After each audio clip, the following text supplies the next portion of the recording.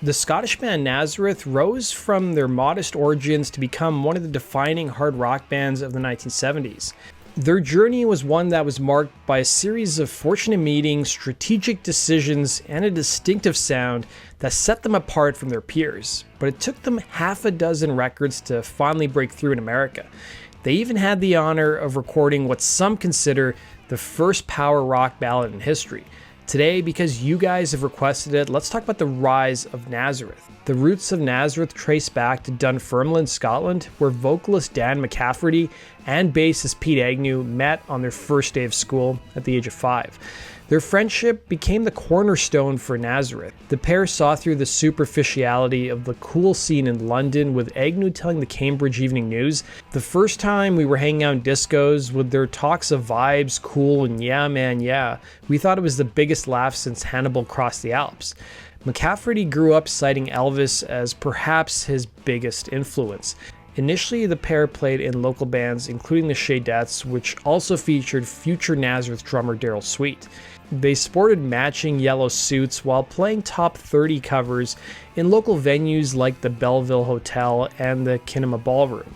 The final piece of the puzzle now was guitarist Manny Charlton, who joined in 1968, completing the classic lineup.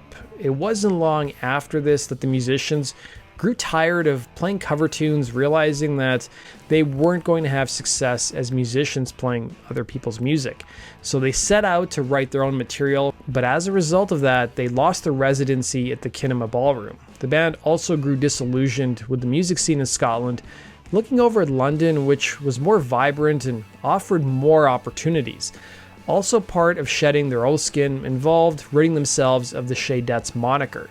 The story goes that the quartet were at a hotel bar one day in 1970 when the band's song The Wait played in the bar. The song's first line gave the band the inspiration for their new name. I pulled into Nazareth, was feeling about half past dead. Agnew was struck by the line and suggested the name Nazareth, and well, the rest is history, of course. The name sometimes puzzled interviewers or had them bringing up whether there were any religious connotations with it, even resulting with the band getting some hate mail as well. But the name proved to be memorable, and as guitarist Manny Charlton put it, it looked great on paper. What's so interesting about the band was that the members were not your typical aspiring musicians that I've talked so often about on my channel. They already had wives and families, they were well educated and had good day jobs. Pete worked as an architect, Dan was a radio electronics engineer, Daryl was an accountant, and Manny worked in the Navy as a radar specialist. But they shared the common goals of wanting to become full-time musicians. They soon got a backer in manager Bill Feehilly, who, believe it or not, made his money from bingo halls. Nazareth's first official gig outside of their home country of Scotland happened at the legendary venue The Marquee in London. As for their first publicity photos, they were taken at a topless bar in Soho, with Agnew recalling to Louder Sound, "We still had the straw sticking out of our ears, but when the wives saw the shots with the strippers, man, the explanations we had to make." Nazareth's relentless touring and their manager handing out demo tapes to labels in London got them on the radars of Pegasus Records, who signed the group. By 1971, the members quit their day jobs at the request of their then manager, who told them that if they went full-time as musicians, he'd pay them the same salary they were making at their day jobs. They agreed and said they'd give themselves a year to see how things would work out. Nazareth put out their self-titled record in November of '71.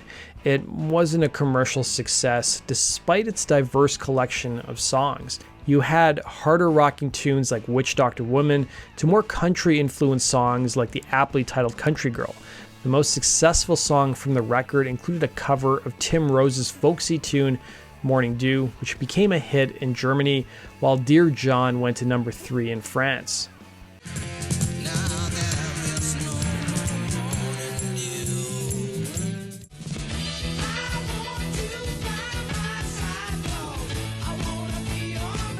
Nazareth returned with their sophomore release, Exercises, which saw future Queen producer Roy Thomas Baker behind the record.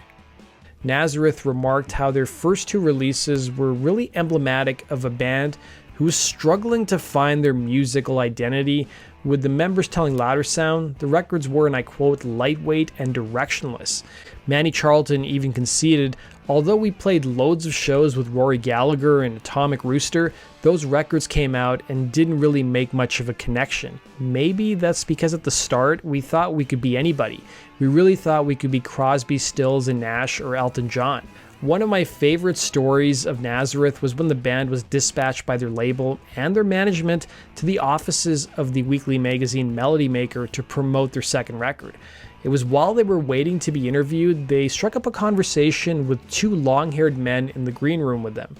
Agnew remarked, "They asked us if we were in a band, and when we said that we were, they had actually heard of Nazareth. We asked them the same question and were embarrassed to find out they were Led Zeppelin, but we'd never seen a picture of them." It turned out the two men in the room were Robert Plant and Jimmy Page. It had turned out the members of Nazareth actually knew Robert Plant back from when he was in the group Band of Joy. Nazareth's manager also tried to get the group to change their image, giving them £100 and telling them to head to Kensington Market in London and shop for some glamorous clothes, as he put it. But they hated wearing platform shoes, so instead they spent £90 on lager and the rest on t-shirts. As Nazareth looked towards recording their third album, they ran into a major issue: money. Their managers were actually looking to get out of the music business because the group was running out of money due to salaries, studio time, and expenses like touring and equipment. Daryl Sweet remarked to Louder Sound the well had run dry. The management was pulling the plug and getting out of the music business. We needed a miracle. Nazareth contemplated at one point asking Led Zeppelin's Jimmy Page or The Who's Pete Townsend to produce their next album, but they had already established a friendship years earlier with the members of Deep Purple, and that relationship came to their rescue. The members of Nazareth had become good friends with Deep Purple, and they had put in a good word for them to Scottish promoters during Deep Purple's early days. Deep Purple returned the favor by having Nazareth tour with them, and it was during this tour the band was showcasing some of their material for their forthcoming third record. Impressed with the band's material, Deep Purple guitarist Ritchie Blackmore even offered McCafferty a chance to join his band in front of the other members of Nazareth. There were even rumors in the press that McCafferty was going to jump ship, but they proved to be false. It was Deep Purple bassist Roger Glover who loved the material that Nazareth were showcasing on that tour and offered to produce their third record, 1973's Razmanaz. Coming out in the spring of that year, Razmanaz peaked at number 11 on the UK charts and went top 40 in Canada, where it would be certified platinum, and they even had two big top 10 hits in Bad Bad Boy and Broken Down Angel.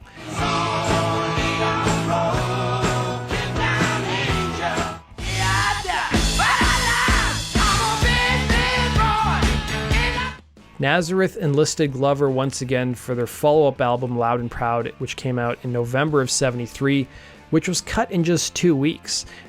The album helped further raise Nazareth's profile with their cover of the Joni Mitchell track This Flight Tonight, which smashed atop the charts in Germany and became another top 20 hit in the UK, and it also became the band's second platinum disc in Canada. When Melody Maker interviewed the band in October of '73, it was noted that the group had met with Joni Mitchell and played her their version, which reportedly knocked her out.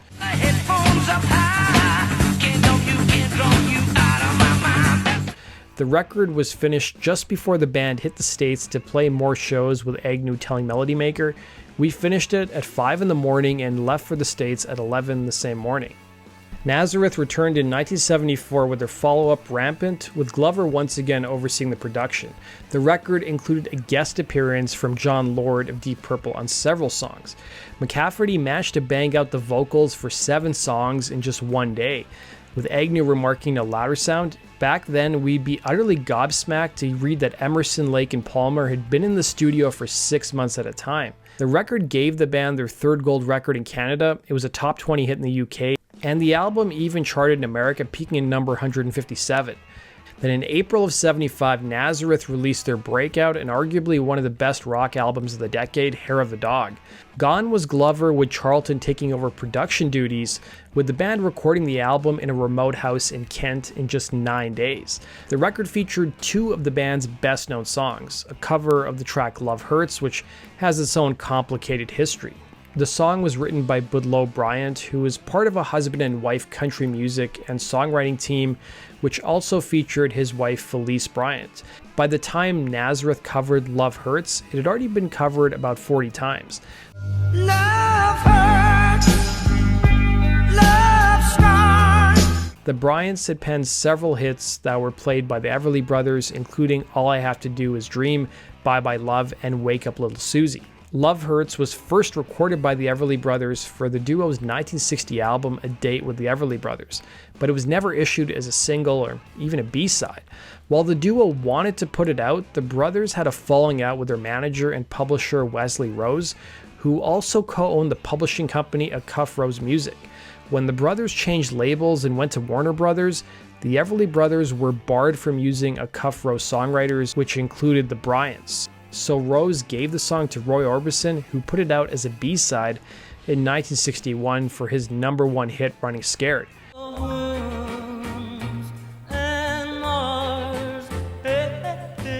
The Orbison version went to the #5 spot in Australia. The Everly Brothers' issue with their manager was settled in 1964, and they re-recorded it for their 1965 album Rock and Soul. Scars, love wounds, and more. That pre-Nazareth band, the Shadettes, had also covered a number of the Everly Brothers' tunes, but it was the Emmylou Harris and Graham Parsons version from 1974 which inspired Nazareth to tackle the song. Love wounds and more. Nazareth's cover of Love Hurts was initially a flop. It wasn't until April of '75 it became a hit in South Africa, resulting in the American label A&M releasing it stateside. Soon enough, radio stations in Texas started playing the song, with others following suit. The Nazareth cover became the most famous rendition of the song and peaked at #8 on the Billboard Hot 100 chart in April of '76. It was a hit in other countries as well, going to #1 in Canada, the Netherlands, South Africa, as well as Norway. You may have noticed that the song is sung in a much higher range than what McCafferty normally sings in. Well, that was partially due to a simple misunderstanding. Agnew told an interviewer that himself and McCafferty had went to a wedding in Scotland while the rest of the band was in England recording the album. They left the group's drummer and guitar player in the studio, so they decided to start laying down the backing tracks for Love Hurts. When Agnew and McCafferty returned the following day from the wedding, he recalled how the tracks were recorded in the same key as the Graham Parsons and Emmylou Harris version. Since that version was sung in such a low octave, Dan had no choice but to take it up an octave, and it was sung in a high key. He added, "If we had been in the studio when they did that, it probably would have never been a hit because we would have never done it in that key." You may be interested to know that the Nazareth cover was the first version to change the lyrics, although slightly. The original line, "Love is like a stove, it burns you when it's hot," was changed to "Love is like a flame, it burns you when it's hot." Upon seeing the success of Love Hurts in America, their label opted to replace the song Guilty, a Randy Newman track, with Love Hurts, something the band credits with breaking them in the States. Love Hurts ended up peaking at #8 in America on the Hot 100 chart.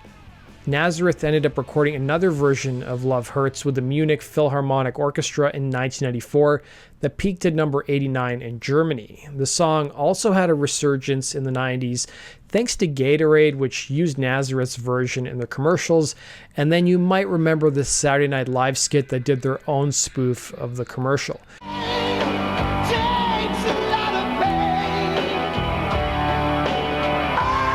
We also have to talk about the title track, which was based on the belief that the hair of a rabid animal that attacked them would help in the healing process. It was over time it transformed into a remedy for hangovers. Hair of the Dog was written about a manipulative woman who takes advantage of men until she met her own match one day. The band initially wanted to use the phrase "son of a bitch" as the album title, but as you can imagine, their label, who was worried about censorship and controversy, said no. Agnew chalked up the band's success to the repeated use of the phrase, remarking it was a big hit in America because there was a swear word. When you're playing it in Germany, it didn't mean anything. It didn't mean much in Britain either. Hair of the Dog peaked at #17 in America, giving Nazareth their first and only platinum record in the States. But the song did upset some people in Chile, with Agnew adding, "The first night John Denver of all people headlined, and we finished our set by getting the audience to sing along with Son of a Bitch. We were on the front page of all the newspapers. Nazareth, go home," they said. "We were corrupting the nation's youth with swear words." Nazareth had a few more singles on the Hot 100 chart throughout the rest of their career, including the 1978 song Shot Me Down, which peaked at number 113, Holiday, which peaked at number 87 in 1980, and Love Leads to Madness, which peaked at number 105 2 years later.